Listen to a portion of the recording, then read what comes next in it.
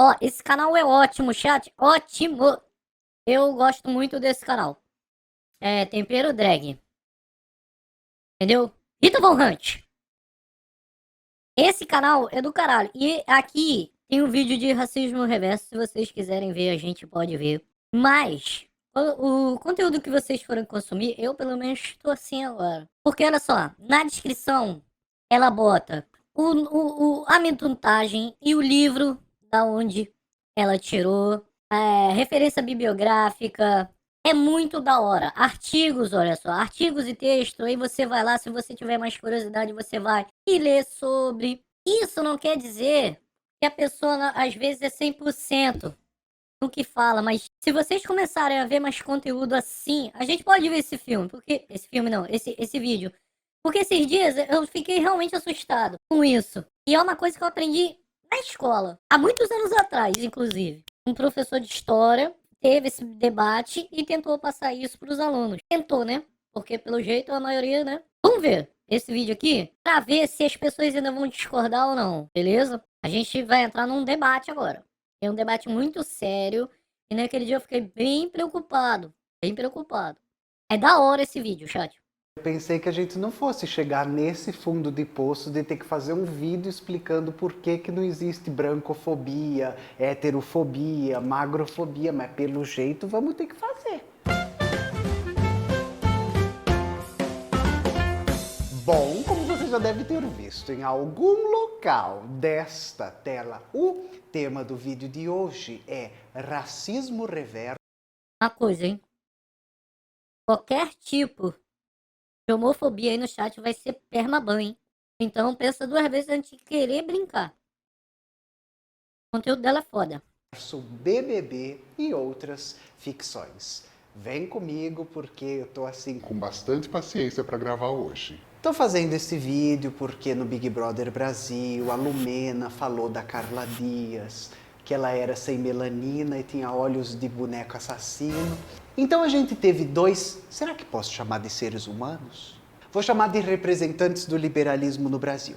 A gente tem dois políticos, né? Um deputado estadual e um vereador aqui de São Paulo, que acharam que a fala da Lumena era uma fala que ofendia, abro aspas, a raça branca e que, portanto, era uma fala de racismo reverso. Como o vereador é o Tami Miranda, né, que é um homem trans, aqui eleito por São Paulo, eu achei válido que a gente trouxesse essa discussão. Ela é brasileira? Canal, porque antes de acreditar, talvez, em mau caratismo, eu prefiro acreditar que esse conhecimento ainda não chegou de forma acessível a essas pessoas. E prefiro tentar propor um espaço de educação do que um espaço de ataque. E o vídeo de hoje se pretende a explicar porque não existe racismo reverso e todas aquelas coisas que eu usei na piada da abertura do vídeo, né?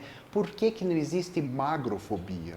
Né? Por que que não existe dia do orgulho hétero, ou heterofobia, ou cristofobia? E a gente tem pessoas, né, que representam parcelas conservadoras e ou reacionárias da sociedade brasileira. Valeu pelo Prime aí, Ayrton! Outros setores, outras populações, outras pessoas adquirindo caráter de humanidade, lutando por direitos iguais, por reconhecimento das suas humanidades, acham que essas palavras que a gente tem, como racismo, homofobia, lesbofobia, bifobia, gordofobia, elas acham que são palavras que a galera de humanas inventou, mas não são, gente. São conceitos debatidos dentro das ciências políticas, dentro das ciências sociais, que designam fenômenos estruturais das nossas sociedades. Então, se você troca racismo por racismo reverso, você não está fazendo uma defesa de uma política.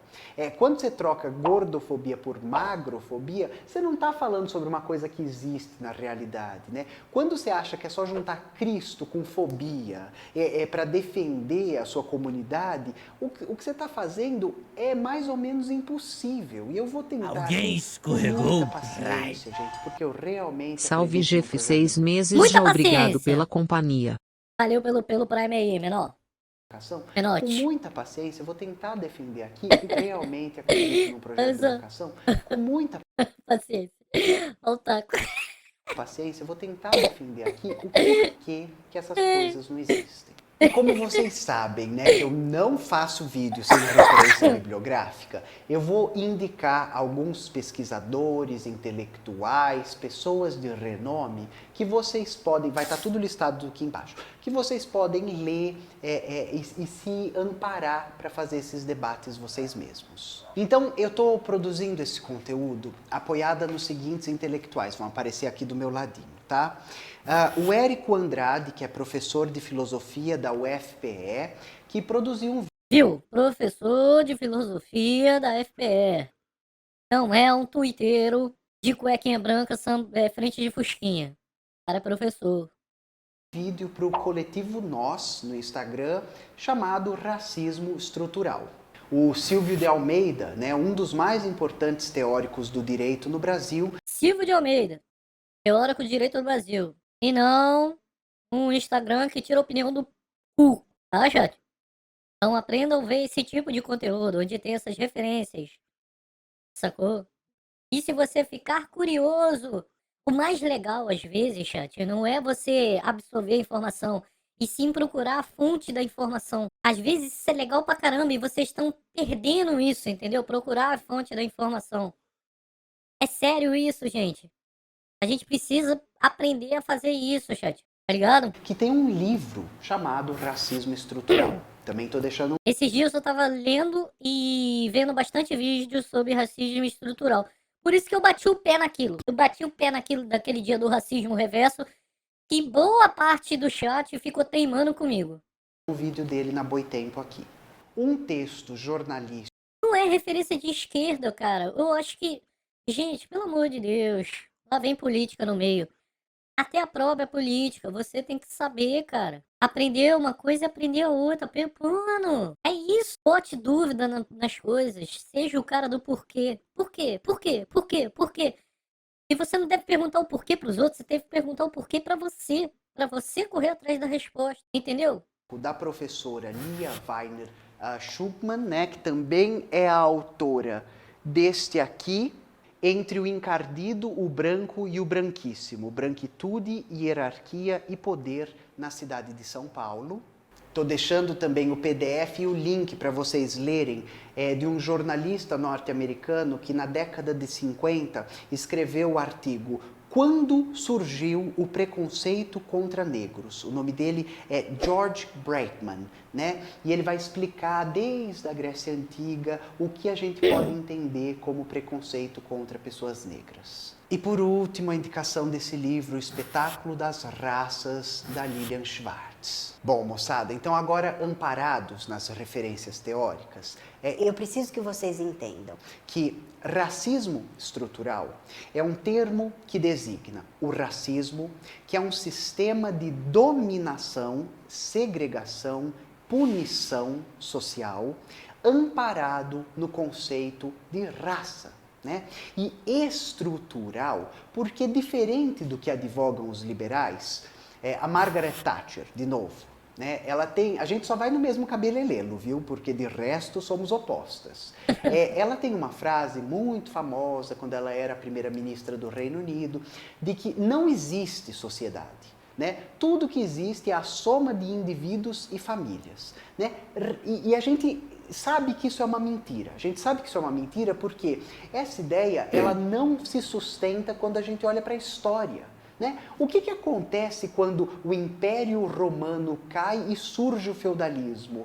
São indivíduos diferentes, eles acordaram diferentes, famílias diferentes começaram o feudalismo. O que acontece quando o feudalismo acaba e são reabertas as rotas de comércio na Europa? A gente vai passar pelo Renascimento, o início do capitalismo. Viu o vídeo? O que acontece quando o liberalismo mina o jugo dos reis? Você está vendo? Não tem nada a ver com novos indivíduos e famílias. São os meios e modos de produção e as estruturas de dominação social que vão se alterando e produzindo novos indivíduos, né? A ideia de racismo estrutural é porque existe uma estrutura social, por exemplo, o capitalismo, que engendra, né? Que faz possível que haja o racismo. Quando a gente está falando dessa estrutura, a gente está falando das instituições.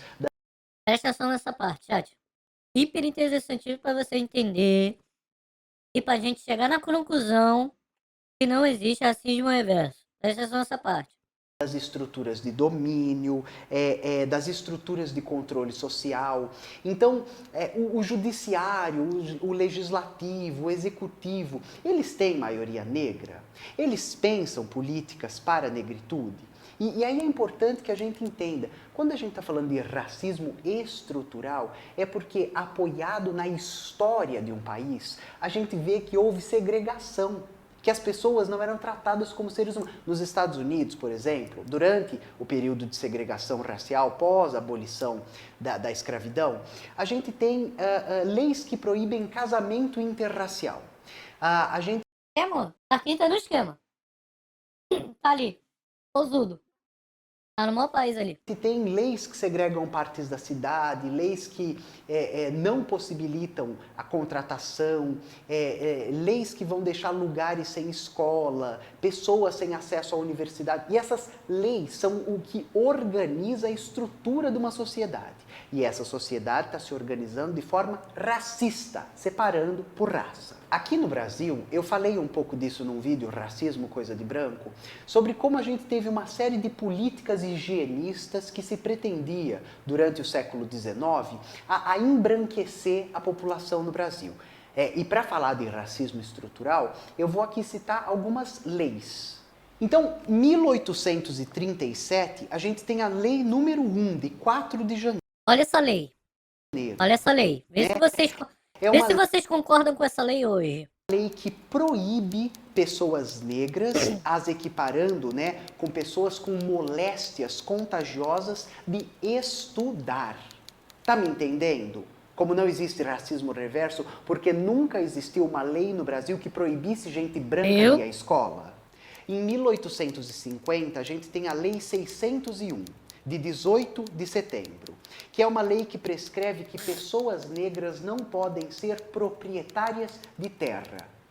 Ou seja, isso nunca aconteceu com branco, mas já aconteceu com preto.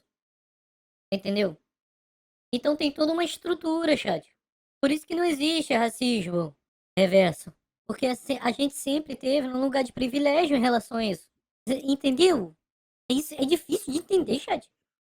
Entendendo como não existe racismo reverso porque nunca houve no Brasil uma lei que proibisse gente branca de ter terra. Em 1890, a gente tem o Decreto 847, que criminaliza, né, mais ou menos como cópia do que vai haver nos Estados Unidos, a vadiagem e a capoeira.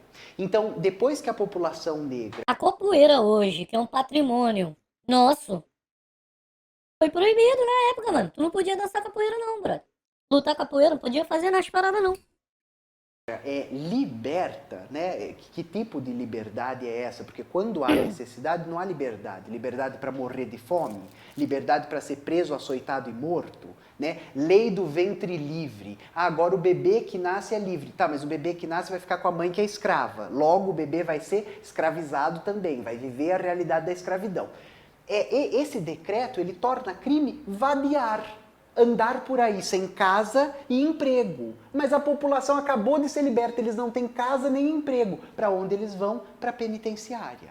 Vale contar para vocês, apoiada no doutorado do Reinaldo Santos de Almeida, né, um teórico do direito aqui do Brasil, que ele tem um doutorado sobre as tentativas de criminalização do samba.